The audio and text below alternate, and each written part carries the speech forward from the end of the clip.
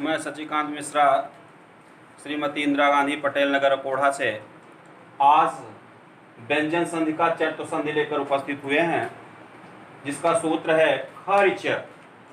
खर्च का मतलब हुआ यदि झल वर्ग के पहले, दूसरे, तीसरे और चौथे वर्ण के बाद वर्ग का पहला या दूसरा वर्ण या स, ख, स, ह आता है। क्या आता है?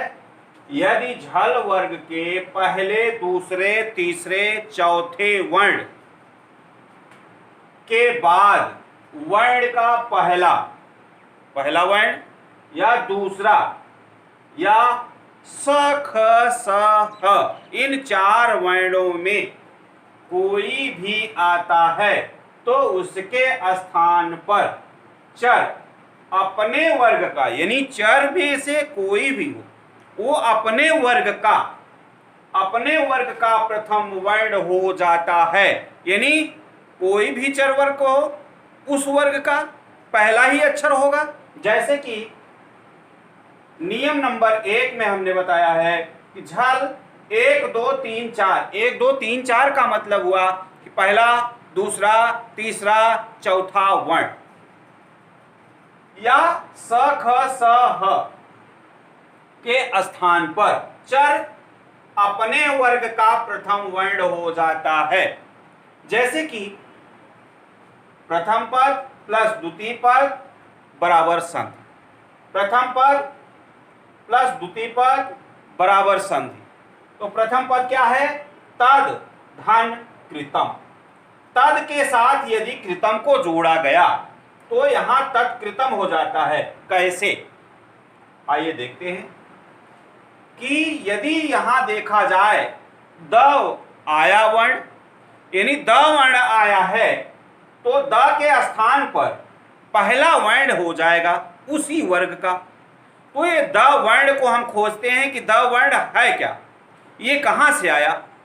तो हम वर्ग में जाते हैं। नियम नंबर 1 के अनुसार यदि वर्ग में जाते हैं तो द जो है वो त वर्ग में आता है। त, थ, द तो तीसरा वर्ण है और तीसरे वर्ण का, यानी चाहे वो तीसरा वर्ण आए या चौथा वर्ण आए, लेकिन होगा प्रथम वर्ण। तो इन दोनों के स्थान पर पहला वर्ण हो जाता है।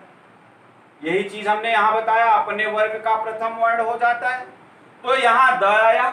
द आपके त वर्ग का तीसरा वर्ण है। त, थ, द, ध चार वर्ण हैं और इनमें से त जो है वो तीसरा वर्ण के स्थान पर पहला वर्ण होना, यानी द आपका तीसरा वर्ण है और द के स्थान पर त हो जाता है। तो यहां त जो है वो द के स्थान पर पूर्ण वर्ग में तत्कृतम हो जाता है, यानी प्रथम वर्ण हो गया। दूसरे उदाहरण में देखते हैं। यहां है लव धन अस्यते, पूर्ण वर्ग होगा लप्यसते, यानी लव में अब भ जो जुड़ा वो भ किस वर्ग का है।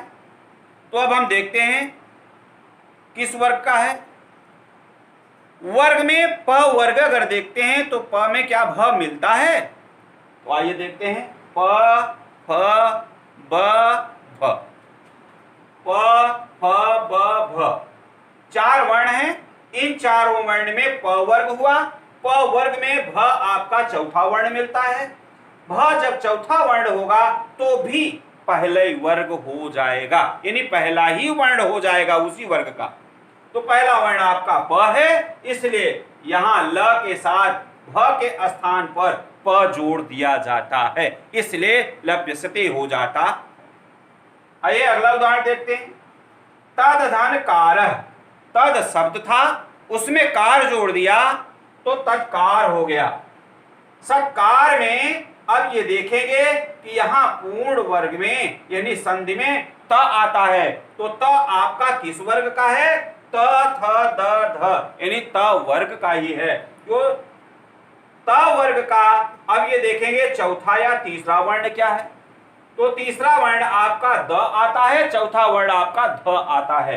तो पहले हम पहले सीरियल से लेते हैं तो पहला सीरियल आपका यहाँ द आता है, तो इसलिए द के स्थान पर यहाँ त हो जाता है, यानी द आपका तीसरा वर्ण है। यदि अगर तीसरा वर्ण न फंसता तब हम चौथा लेते, तो तीसरे के स्थान पर पहला वर्ण आपका त हो गया, तो यहां क्या हो जाएगा, तत्कार, यानी सकार हो गया, द के स्थान पर त हो गया।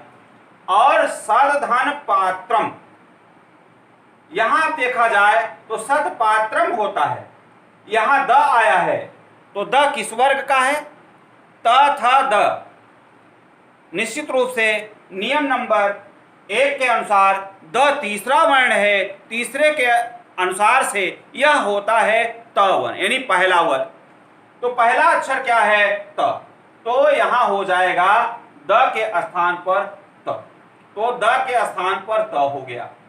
इस प्रकार से अब हमको एक बारीकी चीज में याद रखनी होगी, जिससे हमें यह पता हो जाए कि वास्तव में चर्त संधि है क्या। चर्त संधि में ये बारीकी से देखना है कि जब यहां संधि में त शब्द या प शब्द आया है, त शब्द है, प शब्द है या कोई वर्ण है, उसे हम देख लेते हैं किस वर्ग का।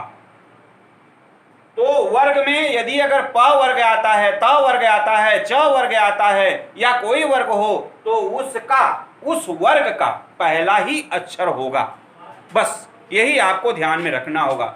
इसलिए यह वीडियो समाप्त होता है। अगले दिन अगले वीडियो में हम फिर से संधि लेकर उपस्थित होंगे।